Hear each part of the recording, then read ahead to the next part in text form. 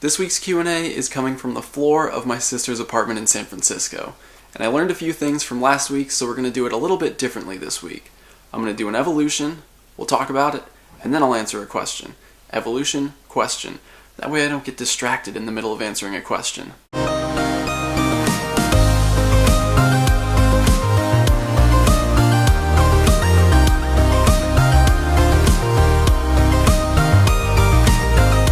So, first one is going to be Psyduck. That's not how you evolve a Pokemon. This will be my fourth Psyduck that I'm evolving, but I still don't have a Golduck with Water Gun Hydro Pump, which is what I really want.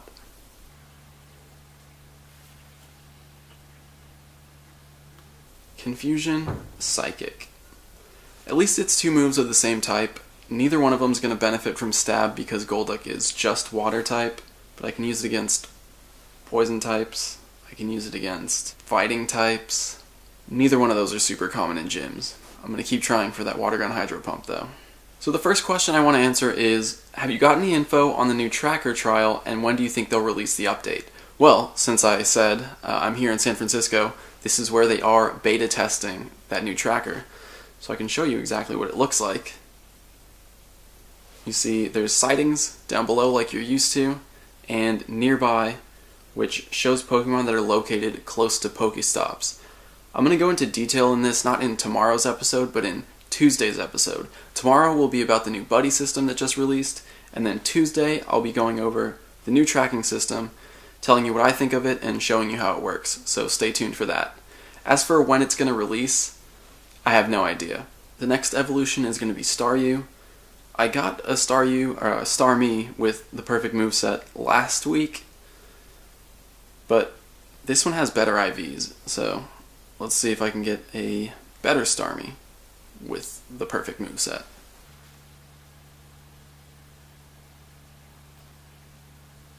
Water Gun, Psychic. Nope. That's better than a Golduck with Water Gun Psychic because they'll both benefit from Stab since Starmie is Psychic type. But again, I already have one with Water Gun Hydro Pump, so I'm not too worried about it.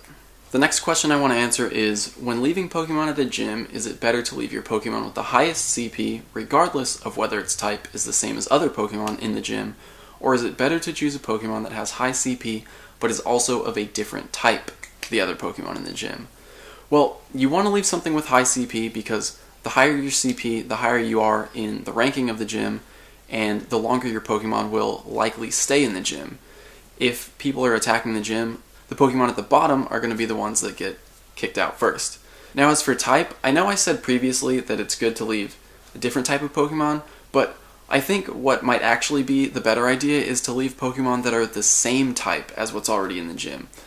Think of it this way, if a gym has 5 different types of Pokemon, a trainer who's challenging the gym can use 5 different Pokemon that can each beat one of those Pokemon in the gym. But if a gym has 5 Pokemon of the same type, that trainer might only have 1 or 2 Pokemon that it can use to counter that type of Pokemon. So if there's 5 grass Pokemon, and the trainer only has 1 fire type, an Arcanine, and 1 flying type, a Pidgeot, that's 2 Pokemon that he or she is going to use to try to beat all 5 of those grass types. Whereas, if they were different types, he could easily choose 1 for each type. It just makes it a little bit harder to use type advantage if all the Pokemon are the same type.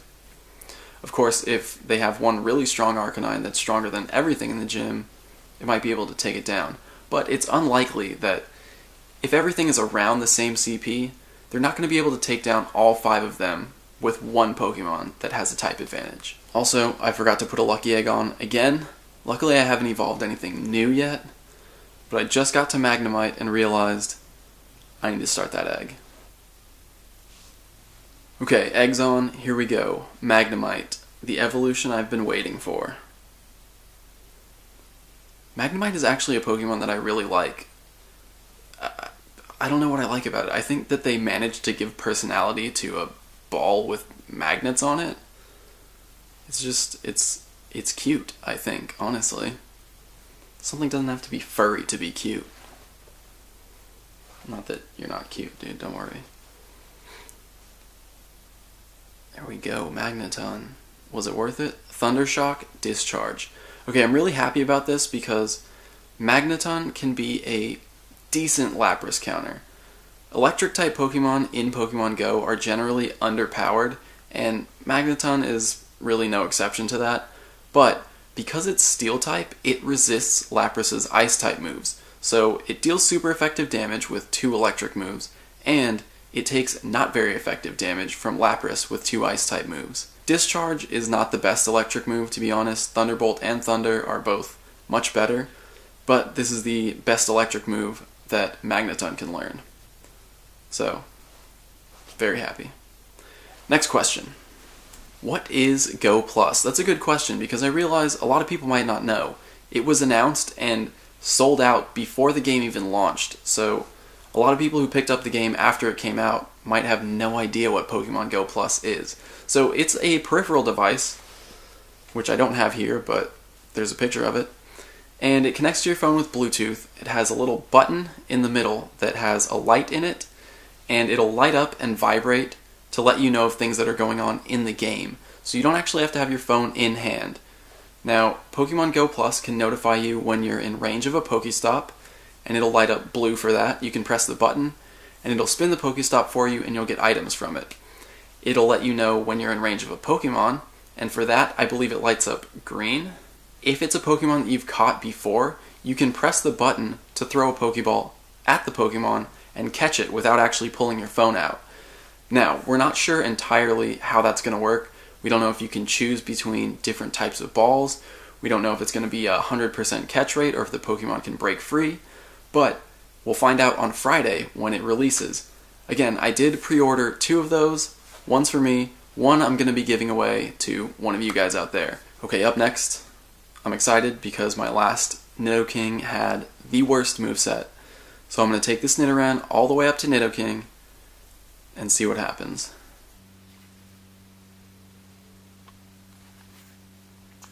Okay, there's Nidorino. 773, Poison Jab, Horn Attack. Not that it matters. No correlation as far as we can tell between pre-evolution and post-evolution movesets. Now, Nidoking. Honestly, I'll be happy with anything better than what I got last time, which was Fury Cutter and Mega Horn. 2 Bug-type moves, neither of which benefit from stab, neither of which deal crazy amounts of damage. What about this one?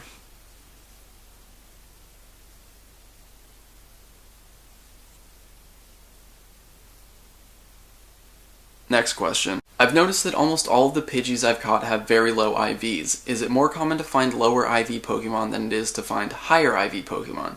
If so, is the chance higher for more common Pokemon? The reason you're finding Pidgeys with low IVs is because there's a bug related to Pokédex number that affects a Pokemon's IVs. So Pokemon that are lower in the Pokédex, like starters or Pidgey, tend to have lower IVs.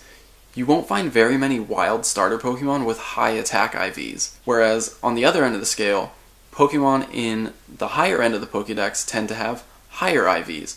That's why almost everyone has an Eevee with a 15 attack IV.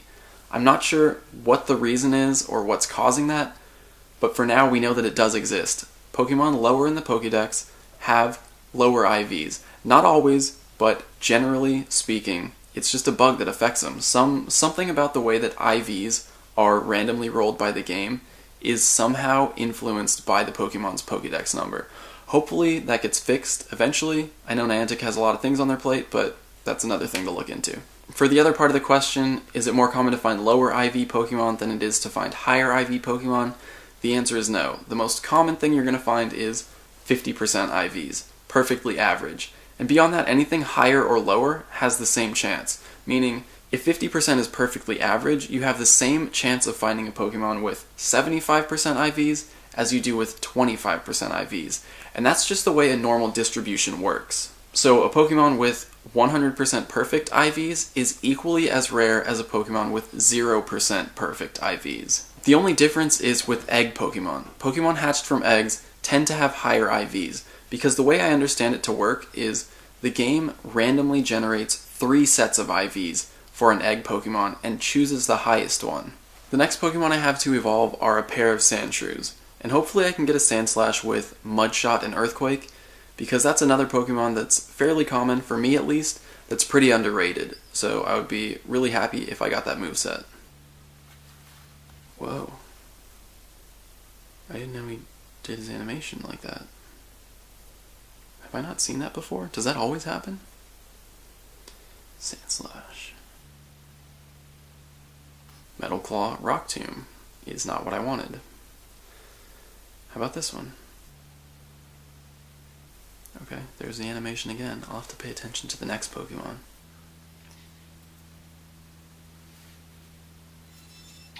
Metal Claw Bulldoze. Again, not what I wanted. How are you feeling about rooted phones not being able to play Pokemon Go? Honestly, I think it's a terrible idea. I don't have this phone rooted, but in the past I have rooted pretty much all of my phones because I like that increased functionality that it gives you. I understand that there might be a lot of hacks that people can use on rooted or jailbroken phones, but I don't think banning all rooted and jailbroken devices from playing the game is the right way to approach it. There are plenty of people on rooted phones who are playing the game legit. So Niantic needs to instead find ways to stop people from using those hacks without just stopping all rooted and jailbroken devices from playing. That's my opinion on it. Okay, I have another Horsey to evolve. My last one had a decent moveset. It had a good anti-dragon moveset. Maybe I can get a good water-type moveset on this one. Water Gun Dragon Pulse. Not quite. And again, this is just another Seadra that I can evolve to Kingdra when 2nd generation comes out. Here in India, there aren't many Pokestops or gyms. Do you think that there will be more of them when the game officially launches here? First of all, let me say, Niantic, why hasn't the game launched in India yet? These people have been waiting patiently for 2 months, so it would be nice to at least know why it's not there and what your plans are. That's like 1 billion people in the world who don't get to play Pokemon Go right now. But to answer the question, I think that when the game launches there will be more Pokestops and gyms. I think that because it hasn't officially launched, Niantic obviously isn't putting a lot of time and effort into doing that. Maybe they haven't mapped all of India yet. I don't know. Maybe once they start adding those gyms and Pokestops, that'll be a hint that it's coming there soon. So if you do see an increase in gyms and Pokestops, let everyone know. It might be coming. For now, Niantic, just let them know. A couple more evolutions. These ones are not that exciting. Some bugs. Beedrill. I'm not sure what Beedrill's best moveset is. I guess we'll just see what happens when I get it. Bug Bite, Sludge Bomb. I don't know what its other moves are. Sludge Bomb would be good with, I think it has Poison Jab as a possible quick attack. Again, I like to have Pokemon with 2 moves of the same type, because then I can use it to target one other specific type of Pokemon. If these were both Poison type moves, I could use it against Fairies or Grass types. If these were both Bug type moves, I could use it against Psychic and Grass types. With Bug Bite and Sludge Bomb, it can target Grass types, and both of these moves benefit from Stab, but because Tangela is the only pure Grass type in 1st generation, every other Grass type is also Poison type. I'm not sure why it was done that way in the beginning, but since every Grass type besides Tangela is also Poison type, Poison is not super effective against any of the Grass Pokemon in Pokemon Go except for Tangela right now. And actually, since Poison resists Bug too, Bug is not super effective against any Grass type Pokemon besides Tangela either. The exception is Exeggutor, who's Grass and Psychic, so Bug is actually double super effective against Exeggutor, and Poison is super effective. So I guess I was wrong. 2 Grass types that you can use Bug and Poison against in Pokemon Go. Tangela, Exeggutor. What is the radius of the circle for spawns and sightings? For spawns, Pokemon will show up on your map when you're within 50 meters of them. They'll disappear when you're 70 meters away, meaning if the Pokemon spawns and you walk 20 meters away from it, you're now 70 meters away, and that Pokemon will disappear from the map. The radius for sightings is 200 meters. Any Pokemon that appears on your sightings list is somewhere within 200 meters of your current location. This will be the last evolution for today. It's a Metapod. Maybe I can get a Butterfree with a decent moveset. I don't know. It has the option of Bug or Psychic type moves, and only the Bug moves benefit from Stab, but it's really only going to be decent against Exeggutor, other Psychic types. Bug Bite, Bug Buzz. That is a good moveset. I'm not sure where I would use it. I could use it against Exeggutor maybe. It's not going to take super effective damage from Exeggutor's attacks, but it's also not going to resist any of them except for Solar Beam and Seed Bomb. I could use it against Psychic types like Alakazam, but those are hardly ever in gyms because they're not good. But still, that's a good moveset for a Butterfree. I just want to say quickly, I am getting close again to Magikarp. We walked around here in San Francisco, down by Pier 39, Fisherman's Wharf, and caught a ton of Magikarps today. So there's a good chance I'll catch enough tomorrow to actually be able to evolve another Magikarp to Gyarados next week. This game will die down after a while. Will you be including other Pokemon games on this channel, or are you considering branching out? I will be buying and playing Pokemon Sun and Moon when they come out in November, but I won't be playing it on this channel. I'm not going to be doing any Let's Plays because, to be honest, I'm not a big fan of watching Let's Plays of Pokemon games like 3DS games. It's more likely that I'll continue traveling and, sharing that travel experience with you guys because I know a lot of you really enjoy seeing that. And on top of that, I also really enjoy talking about game design, so something I'd like to do is continue that discussion and maybe eventually design a game and kind of walk you guys through that so you can experience it with me, and then maybe launch the game through the channel if it ever comes to fruition. But to be honest, I don't expect Pokemon Go to really die out anytime soon. I think that there's a solid 3 years of content for Niantic to release if they stick to a schedule of releasing a new generation of Pokemon every 6 months. That's a solid 3 years that people will be playing this game. And if they can start to get things right and introduce new systems and upgrade the game, eventually add in trading like they're supposed to do, PvP is another big one, this game could last for a very long time. Okay, I know I said I was done, but I do have one last guest evolution. When we were down at the pier today, Cassie finally got enough Magikarps to evolve one. So you're going to see her Magikarp evolve to Gyarados, and this one actually has 97% perfect IVs, so hopefully she has better luck with the moves than I did.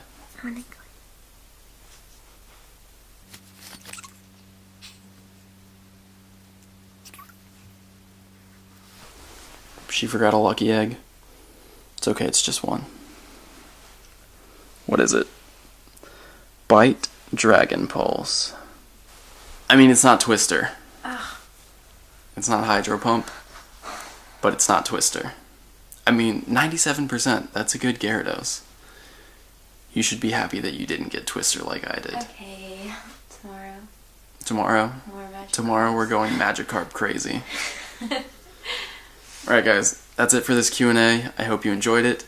Remember, leave questions in the comments for next week's Q&A. Thank you guys for watching. Say goodnight to Snorlax. See you guys tomorrow. Tomorrow, for Buddy System. We're here in San Francisco. Tomorrow, we're talking about Buddy System. The day after that, I'm talking about the new tracker. So, lots of exciting new stuff coming up in the next couple days. See you then. Wait, one last thing. I forgot. Oh, yes. Leveled up. 25. That was enough experience. Look at that reward. Alright, now we're really done. See you tomorrow. The next question I want to answer is it worth it to buy bag storage? In my video about what to spend coins on, I said that the 2 items you should buy are lucky eggs and incubators. And now, with anything in this game... Nice, Electrode. Your experience is going to vary depending on where you live, which is... It's one of the best things about this game, in my opinion. It's unlike any other game in that way.